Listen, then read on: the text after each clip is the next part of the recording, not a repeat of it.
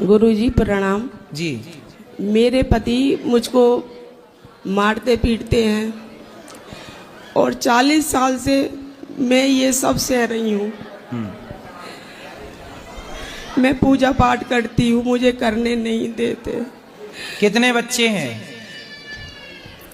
2 बेटे हैं। तो बच्चे नहीं समझाते अपने पिता को कि माँ को मत मारो? नहीं समझाते। कितनी उम्र हो गई पति की? पति 70 साल के हैं और मैं 60 साल की हूँ। 70 के पति, 60 की आप? जी। और वो मैं कहती हूँ आप मुझे मारते क्यों हो? तो मैं तो ऐसे ही मारूंगा।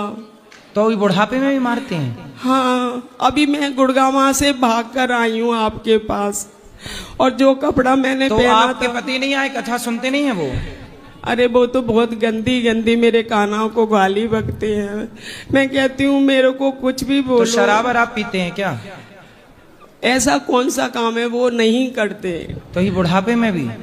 अरे वो तो जब से मेरी शादी हुई है तभी से ही ऐसे हैं। तो आपने क्यों ऐसे आदमी से शादी कर ली? 10 साल बड़े। मुझे पता नहीं था। आधार कार्ड नहीं चेक किया था? तब नहीं थे ना। तब 10 साल बड़े नहीं थे? नहीं, ऐसा है कि हमारी कुल शीतला माता कुल देवी हैं। तो हमारा इधर बच्चे जब कई इकट्ठे हो जाते हैं तब इधर मुंडन करने के लिए आते हैं। मेरे माता पिता, मैं और मेरी भाभी और 4-5 मेरे भतीजे। मैं रहने वाली अलीगढ़ उत्तर प्रदेश की बेटी हूँ मैं। और वो पति कहाँ के हैं? ये हरियाणा, गांव फरूक नगर। तो ये कहाँ मिल गए आपको? अब वो शीतला माता मैया ने पता नहीं कैसे जोड़ी बना दी। तो आपको मिले कि आपके माँ बाप ने कराई थी शादी? नहीं, इधर उस समय कुछ ठहरने का जरिया नहीं था। हाँ। तो हमारी मम्मी की मौसी की बेटी का इधर नर्सिंग वो था, पौधों का काम, नर्सरी का। हाँ, तो उधर ही हम रुकते थे। उधर ही मम्मी खाना बनाकर लाती थी, फिर खाते थे और फिर मैया के दर्शन करते थे। तो सुबह हम बैठे थे तो उस नर्सरी में सैनी भाई कोई आया और बोला कि ये बेटी कौन है? तो मेरे जीजाजी बोले ये मेरी साली है। तो इसके माता पिता शादी करेंगे क्या? बोले मुझे नहीं पता, मैं पूछ के आता हूँ।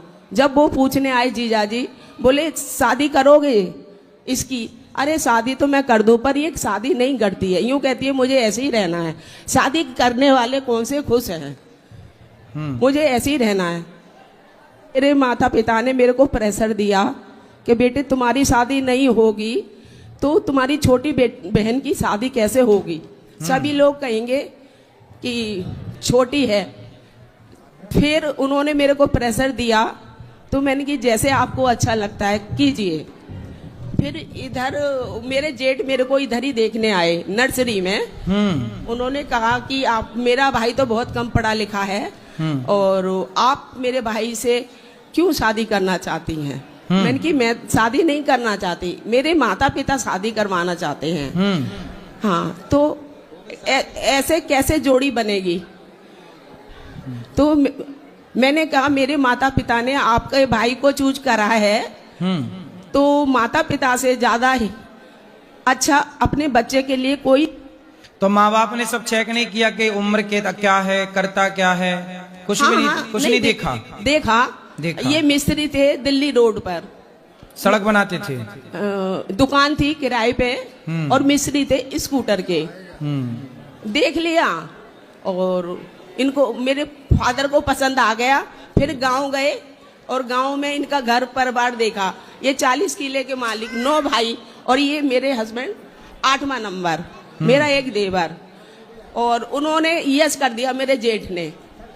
और मेरे पिताजी तो घर गए, वो भी यस कर आए और बस शादी हो गई। शादी हो गई। अब जब शादी हो गई, अच्छा कितने साल पहले, कब हुई थी शादी आपकी? मेरी 87 में, 88 में मेरे को बेटा हो गया। और उसके 3-4 साल बाद दूसरा बेटा भी हो गया। फिर तब तो हमारा जन्म ही नहीं हुआ था जब आपका ब्याह हो गया। तो अभी भी वो मेरे को मारते। अभी भी मैं डोली कूद कर इधर आई हूँ। अब क्यों मारते? किस बात पे मारते हैं? तू क्यों पूजा करती है, तू क्यों राधे राधे करती है। उनको बोलना कि हम ब्याह ना करते आपसे, तो आप बिना ब्याह के बुढ़े हो जाते।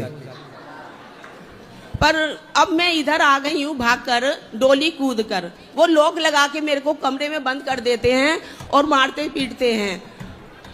और मैंने कही मेरा काना मुझे भगा के ले जाएगा, तुम 10 कोठरी में मैं जाऊंगी, आप रोक के दिखाओ।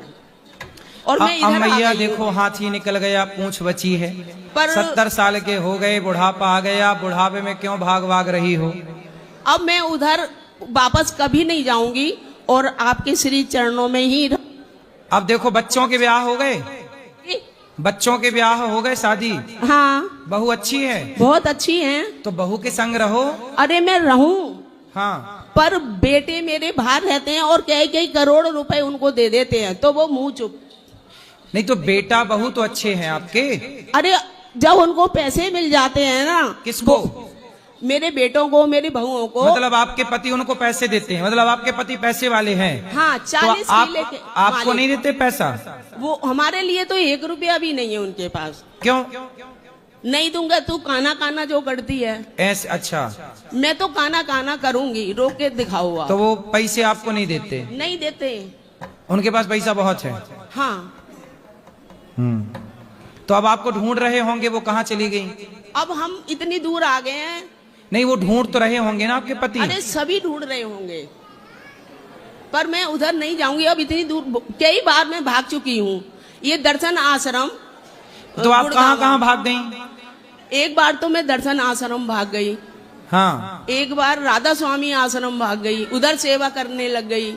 तो पति को भी लेके आती ना, वो उनको नहीं आते, उनको बोल दूंगी ना। अब तो उन्होंने वार्निंग दे दिया है कि अगर अब की भागी तो इधर घर में गड्ढा खोद के तेरे टुकड़े टुकड़े करके अंदर गाड़ दूंगा, फिर तू देख। तो 70 साल का बुढ़ा ये सब कर लेगा? अरे वो देखने में 70 साल का नहीं है, मैं बुढ़िया हो गई, वो तो अभी भी हट्टे कट्टे हैं। अरे क्या खाता पीता है बुढ़ापे में भाई?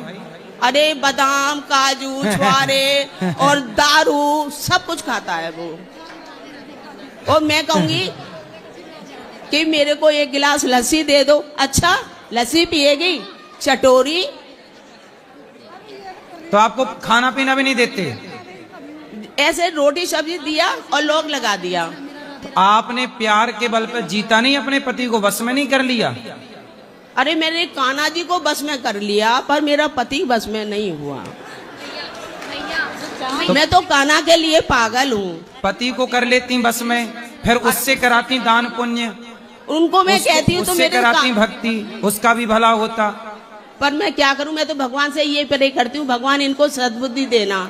अब आप देने वाली थी बुद्धि, तो आप तो भाग के आ गई। अब कौन देगा बुद्धि पति को? अरे उनकी बहुएं हैं ना, उनका पैसा है, जिसके पास पैसा